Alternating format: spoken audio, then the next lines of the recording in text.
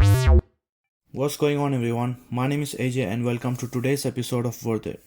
Now the game we are talking about is a very special game that I used to spend hours and hours playing when it was first released back in 2002.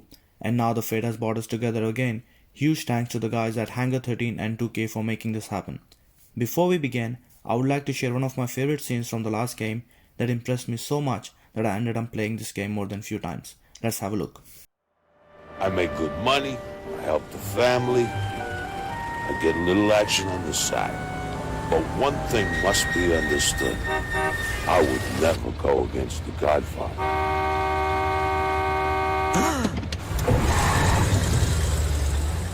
Don Corleone is a man I respect. Sorry, wrong game. But I wish they do something with this one as well. Anyways, moving forward. Today we are talking about the Mafia 1 Definitive Edition, the game that most of us were waiting for that seemed like forever. Once again we are playing as Thomas or Tommy Angelo, a cab driver turned mobster. Turn that racket off! I can't hear myself think.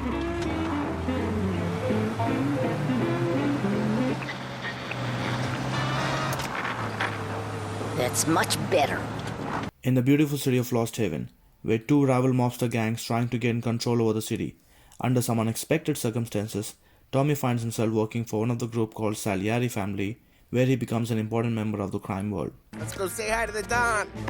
Don Salieri.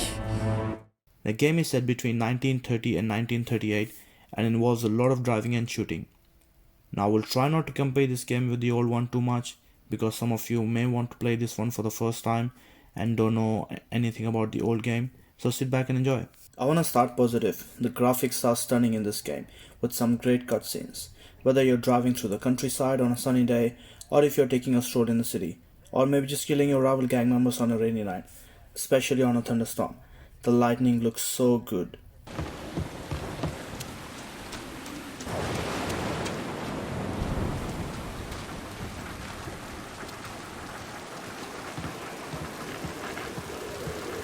This is a ground-up remake of the old Mafia game from 2002, and you can see the big difference in terms of graphics. But it still has an old game vibe to it, with its old setting from 1930s, the way people are dressed, the vintage cars you're driving, and one of my favorite, the big old Tommy machine gun. Get me out of here!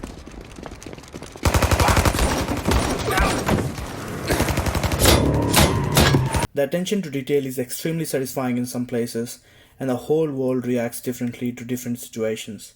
And there are so much more to it that I won't be able to show everything in one video.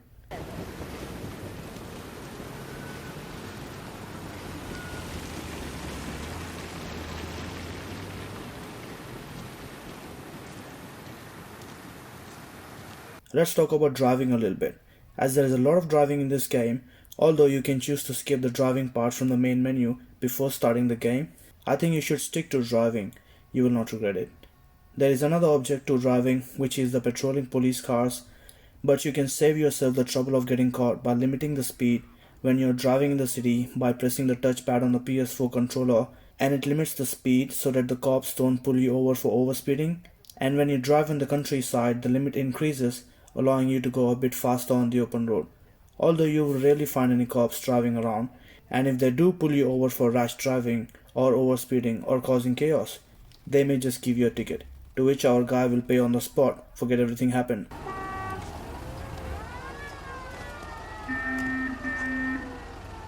He's too kind. I'd have hauled you in a second.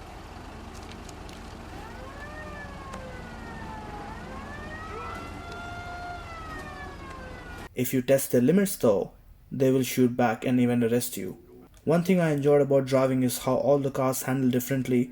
Some of them are hard to control and some of them fast.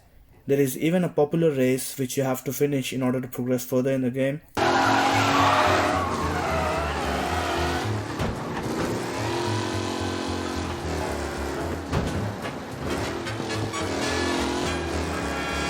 The driving modes can be manipulated on the home screen and it makes a lot of difference.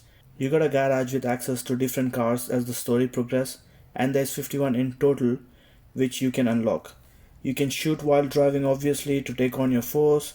You can easily change the appearance of the cars from the garage, and they have also introduced a bike this time, which is crazy fast.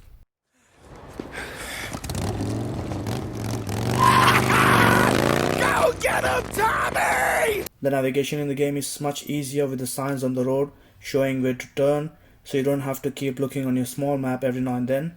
Now there are a few things which I didn't like too much, like the shooting doesn't seem too much fun. I don't know, the aiming didn't feel too good to me, except when you're using a Tommy gun of course.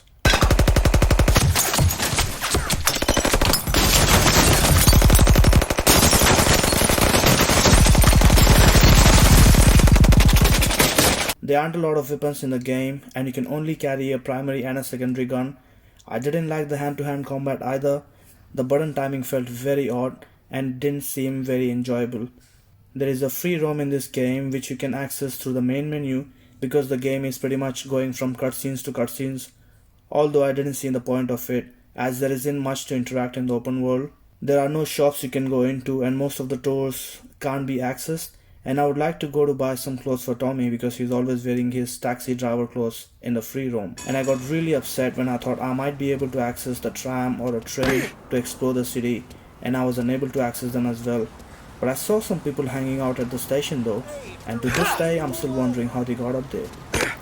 The NPCs react differently in different situations, like getting shot at, getting killed.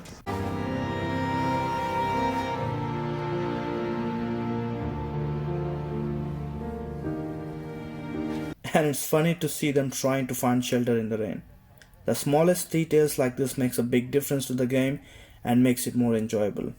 The glitches are common just like any other game out there, and I came across few like there wasn't any sound in one of the cutscenes later in the game, which I think is very annoying when you turn up the volume all the way and the sound comes back. Overall, this is a beautiful game with a great story, and if you have already played the old one, I would recommend you play this one too, even for anyone who hasn't played the first one. Maybe it would have been a better game if you could interact more in the free roam. I don't know, that's just my point of view. What do you guys think? Let me know in the comments below. And I want to thank you for watching my video to the end, and if you liked it, please like, share and comment below. It would mean a lot to me. And I will see you guys in the next one. Stay safe.